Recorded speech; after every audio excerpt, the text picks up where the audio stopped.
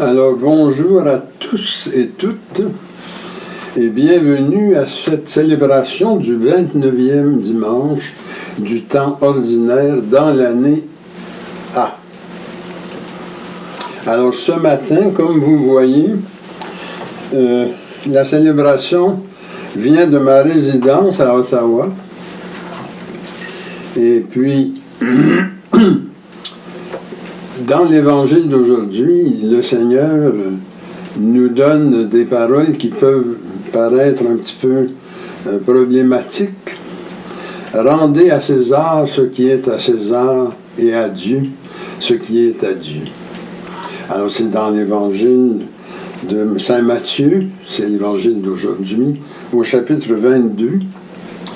Et on va, dans l'homélie, essayer de comprendre d'abord le contexte de cette phrase-là. Et puis, à l'aide des deux autres lectures, la première tirée d'Isaïe, chapitre 45, et puis l'épître de Saint Paul aux Thessaloniciens, dans sa première épître, avec cet éclairage-là, nous allons essayer de comprendre quel message le Seigneur nous donne par ces paroles-là. Rendez à César ce qui est à César et à Dieu ce qui est à Dieu.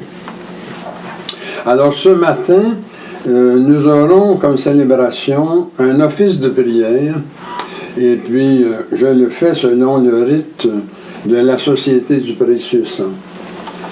Au nom du Père, du Fils et du Saint-Esprit. Amen.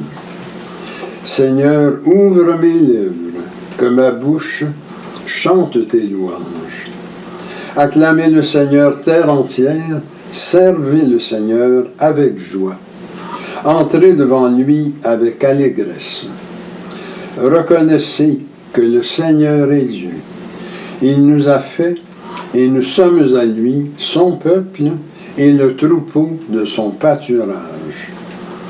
Entrez par ses portes en rendant grâce, dans ses parvis en le louant. Célébrez-le, bénissez son nom, car le Seigneur est bon, sa fidélité est pour toujours, et sa loyauté s'étend d'âge en âge. Gloire au Père, au Fils et au Saint-Esprit, comme au commencement, aujourd'hui et à jamais. Dieu de mon cœur, dont tout annonce la puissance, Dieu de mon cœur, à toi la gloire et l'honneur. Que pénétrer de ta présence, j'adore partout ton essence, Dieu de mon cœur. Seigneur, j'ai crié vers toi, et ma prière te préviendra dès le matin. Que ma bouche soit remplie de louanges, afin que je chante ta gloire et ta grandeur pendant tout le jour. Prions. Seigneur notre Dieu, nous te remercions d'avoir fait luire pour nous ce jour nouveau. Fais-nous la grâce de nous dépouiller des œuvres de ténèbres, afin que, revêtant les armes de la lumière, nous marchions devant toi honnêtement, loin de tout péché, à l'exemple de Jésus-Christ, ton Fils, notre Sauveur. Amen. Et maintenant, un rappel des 10 commandements. Je suis l'Éternel ton Dieu, tu n'auras pas d'autre Dieu que moi. Seigneur, aie pitié de nous. Tu ne feras pas d'image taillée pour les adorer et leur rendre un culte. Seigneur, incline nos cœurs à garder cette loi. Tu ne te serviras pas avec légèreté du nom du Seigneur ton Dieu. Seigneur, aie pitié de nous. Souviens-toi de sanctifier le jour du Seigneur. Tu travailleras pendant 6 jours, mais le 7e, c'est le repos du Seigneur ton Dieu. Seigneur, incline nos cœurs à garder cette loi. Honore ton Père et ta Mère. Seigneur, aie pitié de nous. Tu ne tueras point. Seigneur, incline nos cœurs à garder cette loi. Tu ne commettras pas d'adultère. Seigneur, aie pitié de nous. Tu ne déroberas point. Seigneur, incline nos cœurs à garder cette loi. Tu ne porteras pas de faux témoignages contre ton prochain. Seigneur, aie pitié de nous. Tu ne désireras ni la maison de ton prochain, ni rien de ce qui lui appartient. Seigneur, incline nos cœurs à garder cette loi. Un docteur de la loi interrogea Jésus, « Maître, quel est le plus grand commandement de la loi? » Jésus lui répondit, « Tu aimeras le Seigneur ton Dieu de tout ton cœur, de toute ton âme et de toute ta pensée. C'est le premier et le plus grand commandement. Et voici le second qui est aussi important. Tu aimeras ton prochain comme toi-même. Dans ces deux commandements sont renfermés toute la loi et les prophètes. Seigneur, aie pitié de nous et grave dans nos cœurs toutes ces lois que tu nous as données, nous t'en supplions. Et maintenant, nous allons confesser nos péchés. Mes frères et sœurs, mettons-nous dans les dispositions pour recevoir l'illumination de Dieu. Et confessons-lui nos manques d'amour à son endroit et envers nos frères et sœurs. Nous avons péché contre toi, Seigneur, en pensée, en parole et en acte, parce que nous avons fait et parce que nous n'avons pas accompli. Nous ne t'avons pas aimé de tout notre cœur et nous n'avons pas aimé notre prochain comme nous-mêmes. Pour l'amour de ton Christ, aie pitié de nous, pardonne-nous, renouvelle-nous et fais-nous marcher dans tes voies, à la gloire de ton nom. Amen. Que Dieu nous fasse miséricorde, qu'il nous pardonne nos péchés et nous conduise à la vie éternelle. Amen. Ta parole, Seigneur, est plus douce à mon oreille que l'instrument le plus flatteur. Ta parole est pour moi ce qu'à la jeune abeille est le sucre de la tendre fleur. Bon pasteur, aux meilleurs herbages, tu conduis tes jeunes agneaux. Pour eux sont les plus frais ombrages, et pour eux les plus claires eaux. Chantons sous ces voûtes antiques le Dieu qui règne sur nos cœurs. Exaltons par de saints cantiques et son amour et ses faveurs. Avec cette prière, nous entrons maintenant dans la liturgie de la parole. Le Seigneur soit avec vous. Prions. Seigneur notre Dieu, roi du ciel et de la terre, daigne régler et sanctifier, conduire et gouverner en ce jour nos âmes et nos corps, nos sentiments, nos paroles et nos actions, selon ta loi et dans l'obéissance à tes commandements, afin que nous soyons sauvés et délivrés en cette vie et pendant l'éternité, par le secours de ta grâce, ô Sauveur du monde. Amen.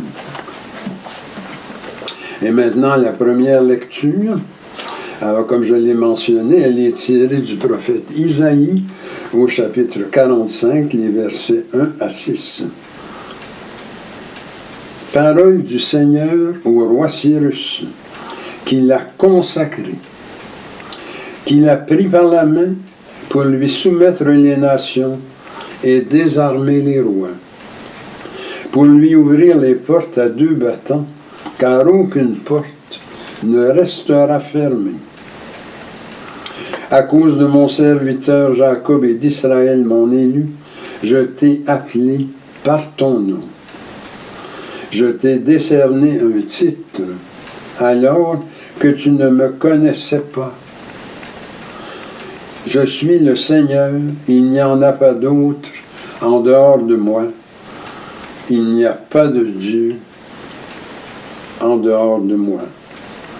Je t'ai rendu puissant alors que tu ne me connaissais pas, pour que l'on sache de l'Orient à l'Occident qu'il n'y a rien en dehors de moi. Parole du Seigneur. Et maintenant le psaume 95. Au Seigneur notre Dieu, tout honneur et toute gloire. Chantez au Seigneur un chant nouveau. Racontez à tous les peuples sa gloire, à toutes les nations ses merveilles.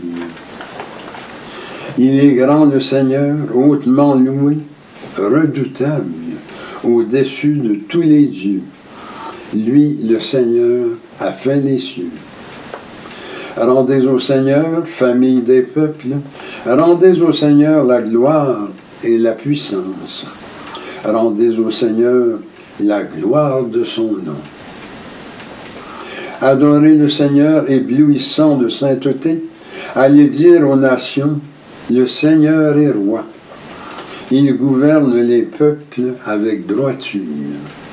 Au Seigneur notre Dieu, tout honneur et toute gloire. La deuxième lecture, elle est tirée de Saint Paul, sa première lettre aux Thessaloniciens, dans le chapitre 1. Nous, Paul, Sylvain et Timothée, nous nous adressons à vous, l'Église de Thessalonique, qui est en Dieu le Père, et en Jésus-Christ le Seigneur. Que la grâce et la paix soient avec vous. À tout instant, nous rendons grâce à Dieu à cause de vous tous, en faisant mention de vous dans nos prières. Sans cesse, nous nous souvenons que votre foi est active, que votre charité se donne de la peine, que votre espérance tient bon en notre Seigneur Jésus-Christ, en présence de Dieu, notre Père. Nous le savons, frères et sœurs bien-aimés de Dieu, vous avez été choisis par lui. En effet, notre annonce de l'Évangile chez vous n'a pas été simple parole, mais puissance, action de l'Esprit Saint, certitude absolue. Parole du Seigneur. Nous rendons gloire à Dieu. Et maintenant, pour accueillir l'Évangile, Alléluia, Alléluia, Alléluia. Rendez au Seigneur, vous tous les dieux, rendez au Seigneur gloire et puissance. Rendez au Seigneur la gloire de son nom. Alléluia, Alléluia, Alléluia. Le Seigneur soit avec vous. Évangile de notre Seigneur Jésus-Christ selon saint Matthieu au chapitre 22. Les pharisiens se concertèrent pour voir comment ils pouvaient prendre Jésus en faute, en le faisant parler. Ils lui envoient leurs disciples, accompagnés des partisans d'Hérode. « Maître, lui disent-ils, nous le savons, tu es toujours vrai, et tu enseignes le vrai chemin de Dieu.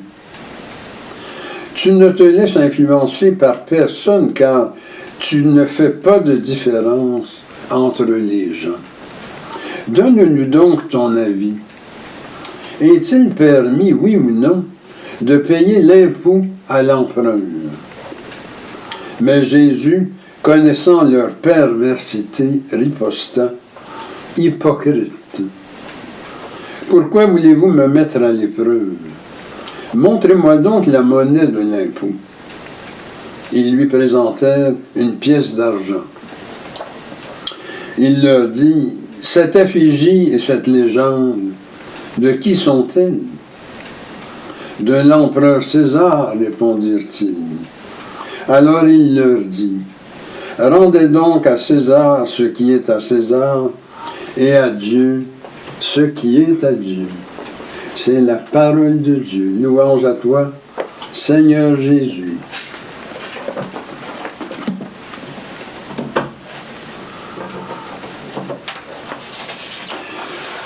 Alors d'abord le contexte de cette phrase. Alors vous l'avez entendu dans l'Évangile, il s'agit pour les pharisiens de mettre Jésus à l'épreuve.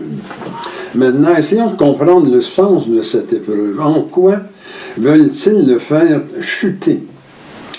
Bien, c'est que Jésus est face à une problématique. Il est présenté comme le Messie, hein, celui en qui Dieu a mis sa dernière parole et qui vient dans les derniers temps où nous sommes. Ce Messie-là, il ne tolérera pas que le peuple hébreu, le peuple d'Israël, soit dominé par une puissance étrangère. Alors on sait qu'à l'époque, c'est l'Empire romain qui domine dans cette région-là. Alors, s'il dit oui à la question, faut-il donner l'impôt à César, César qui est l'empereur romain, s'il dit oui à ça, ben, il ne peut pas être le Messie, parce que ça serait perçu comme s'il collaborait avec la puissance étrangère. En même temps, s'il dit non, il est dans le trouble, parce que ce serait une manière de dénoncer la puissance romaine qui domine dans ces lieux-là. Et ce faisant, ben, il serait perçu comme l'ennemi de l'empereur. Alors Jésus, donc, ne tombe pas dans le piège, et puis non seulement cela, c'est qu'il va profiter de cette situation pour donner un enseignement sur l'allégeance qu'on doit donner au pouvoir civil et au pouvoir divin, au pouvoir de Dieu. Et c'est intéressant parce que Jésus, de cette manière, a placé l'Église dans une façon de voir les choses qui a duré jusqu'à maintenant.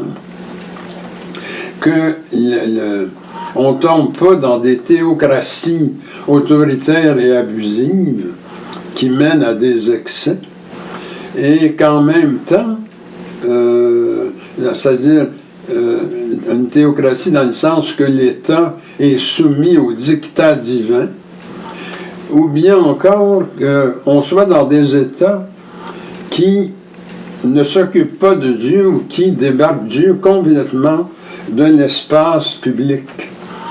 Alors, vous allez voir que ce que Jésus enseigne à ce niveau-là, eh bien, c'est interpellant encore aujourd'hui parce que il se fait beaucoup de choix là, quand on regarde autour de nous, que ce soit dans notre pays ou ailleurs, qui vont tout à fait à l'encontre de cet enseignement-là. Alors, la base de l'enseignement de Jésus, c'est d'abord une donnée qui est présente dans la Genèse. Dès qu'on ouvre la Bible, là, le livre de la Genèse au chapitre 1, le verset 27, il est question d'une image, d'une effigie. Nous sommes créés à l'image de Dieu. Hein, c'est comme ça que s'ouvre la Bible. Et nous sommes à l'image de Dieu comme la monnaie est à l'effigie du pouvoir civil, qui, ici dans l'Évangile, est représenté par l'empereur César. Alors, ce que Jésus dit, c'est qu'il faut rendre à l'un et à l'autre ce qui leur revient. C'est ce qu'il dit dans Matthieu, chapitre 22, le verset 21. Au pouvoir civil, rendons l'impôt, hein, l'impôt à l'État, et à Dieu rendons honneur et gloire, comme on l'a dit dans le psaume 95 tantôt. Rendez au Seigneur, vous les peuples, tout honneur et toute gloire. Et Jésus va encore plus loin. Non seulement rendre à Dieu tout honneur et toute gloire, mais le rendre à lui seul. Alors, parce que il est le seul Dieu. Il n'y en a pas d'autre. Et ça m'amène à évoquer dans ce contexte-là la devise de notre Église qui En latin se lit comme suit, Soli Deo honor et gloria. Alors, tout honneur et toute gloire soit à Dieu seul. Alors, vous voyez que notre devise, dans le fond, est inspirée de la première lecture de ce matin, le prophète Isaïe, chapitre 45, les versets 5 et 6. Alors, ce que le texte d'Isaïe dit, c'est que le roi Cyrus de Perse doit comprendre que Yahvé est le seul Dieu. Parce que, quand on connaît un petit peu l'histoire sainte, on sait que Cyrus va jouer un très grand rôle dans la libération des Juifs. Et puis, s'il a pu jouer ce grand rôle-là, c'est qu'en quelque part, le plan divin s'est réalisé à travers lui. Alors, le roi Cyrus doit comprendre que Yahvé est le seul Dieu et que les États sont dans sa main. Alors, parce qu'il est les États sont dans sa main en ce sens qu'il est l'assise des États. Il est leur fondement. Et pourquoi qu'on peut affirmer ça? C'est que les habitants des États ont été créés à l'image de Dieu, comme j'ai mentionné dès le début de mon homélie, en référence à Genèse 1, le chapitre 27. Alors, je ne sais pas si déjà, il y a des petites cloches qui sonnent, là, mais dans un État où il y a, par exemple, une majorité de chrétiens, on peut se demander la justesse du pouvoir civil qui élimine complètement toute manifestation religieuse, toute conviction religieuse de s'exprimer, et qui fait une séparation complète entre Dieu et l'État, parce que même si Dieu respecte les décisions des États, c'est-à-dire, on a mentionné l'impôt, mais il y a aussi le respect des lois et tout ça, mais en même temps, est-ce que l'État, elle, peut débarquer complètement Dieu et l'avènement de son règne, qui est finalement son grand projet pour les humains?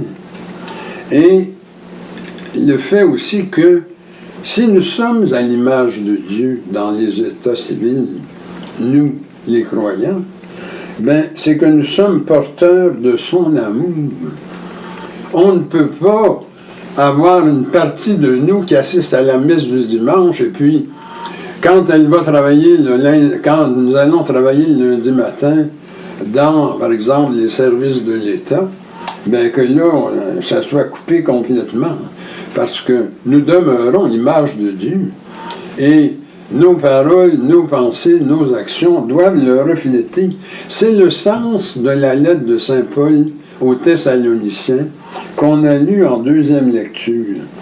Il nous invite à exprimer ça, le fait que, étant à l'image de Dieu, nous sommes porteurs de son amour, bien, ça doit s'exprimer par une foi active, une charité qui se donne de la peine et une espérance qui tient bon. Première lettre aux Thessaloniciens, chapitre 1, verset 3. Et bien sûr, tout cela s'accomplit sous l'action du Saint-Esprit. 1 Thessaloniciens 1, verset 5. Alors, la foi, l'espérance et la charité, c'est ce qu'on appelle les trois vertus théologales. Les trois vertus théologales ou les trois vertus majeures qui expriment notre participation à la divinité du fait qu'on a été créé à l'image de Dieu, et également l'obligation que nous ressentons en nous de le refléter dans le monde, de refléter Dieu dans ses grands traits qui sont de nous mener à activer notre foi, à y mettre le paquet souvent pour exercer la charité qui découle de son amour, et également agir, même dans les moments difficiles, habité par l'espérance qui anime tout ça. Alors voilà comment rendre honneur et gloire à Dieu, ainsi qu'il le demande dans ces commandements qu'on a rappelés tantôt. Alors, on le fait de façon systématique dans notre communauté, le 3e dimanche du mois, alors qu'on dit la messe selon le rite de la Société du Précieux Sang. Et dans ce rite-là, justement, on rappelle les 10 commandements, et puis après chacun, on répond « Seigneur, incline nos cœurs à garder cette loi ». Ce qui est une manière d'affirmer notre désir de les observer. Et je veux mentionner quelque chose par rapport à ces commandements-là, c'est que les 10 commandements sont répartis comme en 2 ensembles. Le premier ensemble, il porte sur Dieu. Le Dieu qui est unique, et puis à cause de ça, il ne faut pas en adorer d'autres, ni prendre son nom en vain, et le célébrer au moins le dimanche.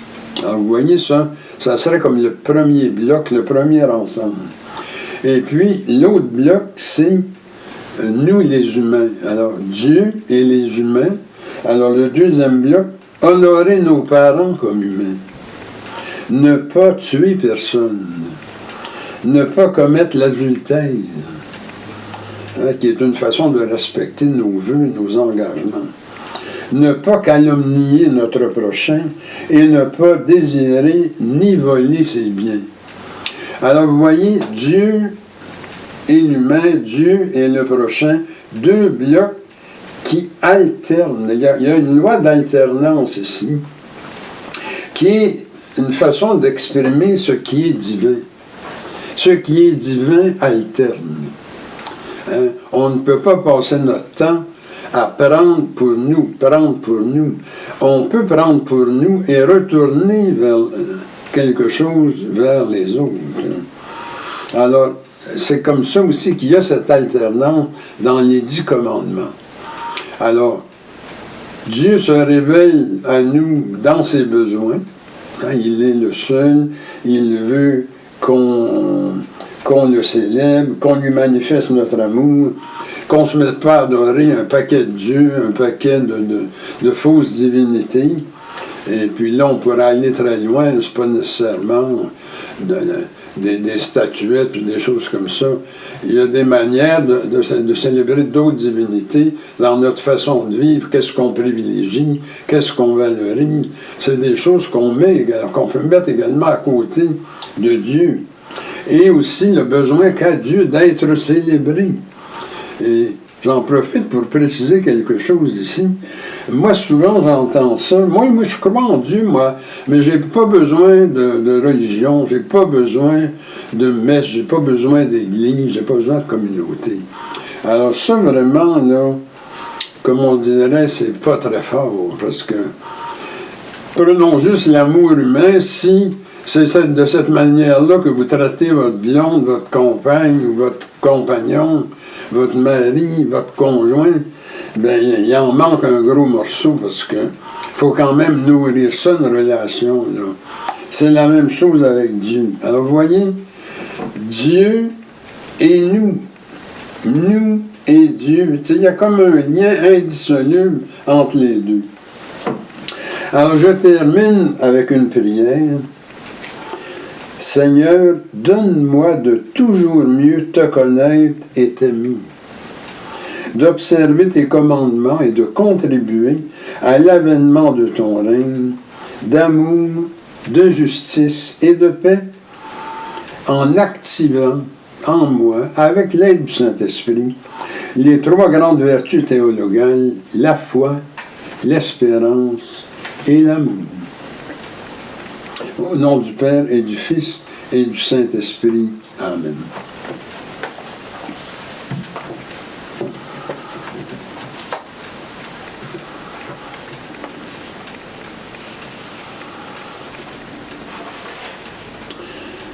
Au roi des siècles, immortel, invisible, le seul Dieu, soit honneur et gloire au siècle des siècles, louange à toi, Seigneur. Et maintenant, rappelons, faisons notre profession de foi. Je crois en Dieu, le Père Tout-Puissant, Créateur du ciel et de la terre, et en Jésus-Christ, son Fils unique, notre Seigneur, qui a été conçu du Saint-Esprit, est né de la Vierge Marie, a souffert sous Ponce Pilate, a été crucifié, est mort, a été enseveli, est descendu aux enfers le 3e jour, est ressuscité des morts, est monté aux cieux, est assis à la droite de Dieu, le Père Tout-Puissant, d'où il viendra juger les vivants et les morts.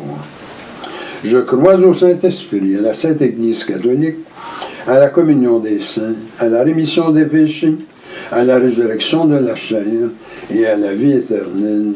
Amen.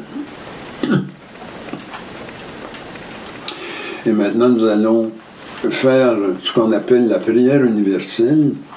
Et je vous invite ce matin à mettre dans cette prière-là une préoccupation pour tous ces pauvres gens dans le monde qui sont en guerre.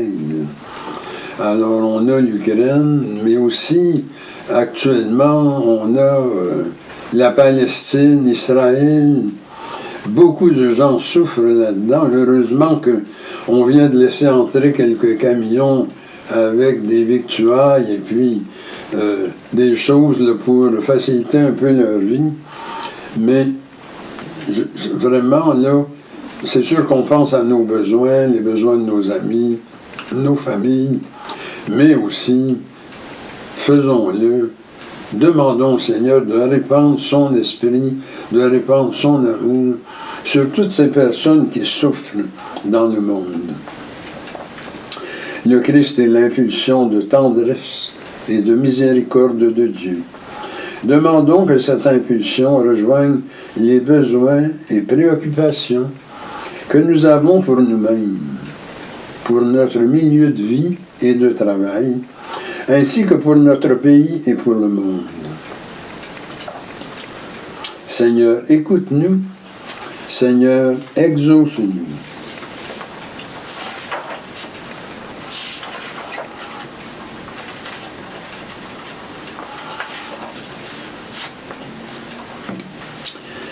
Et à ce moment-ci, nous allons faire ensemble la prière que le Seigneur nous a enseignée.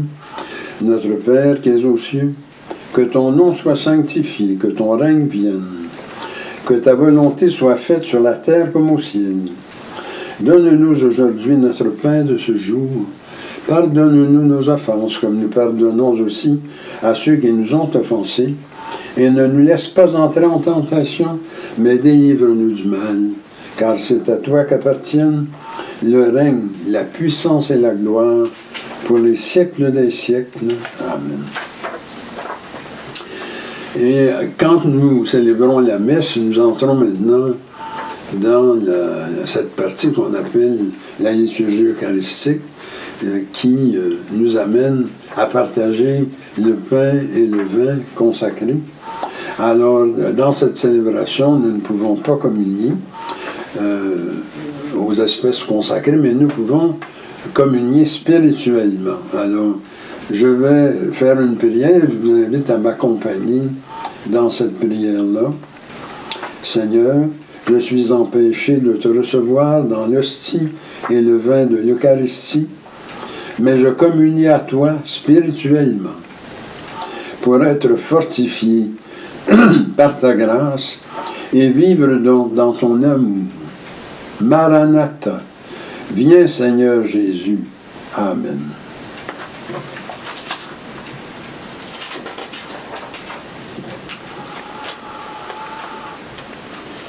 Ô Dieu, dont je tiens l'être, toi qui règles mon sort, seul arbitre, seul maître de mes jours, de ma mort. Je t'offre les prémices du jour qui luit sur moi. Je veux, sous tes auspices, ne le donner qu'à toi.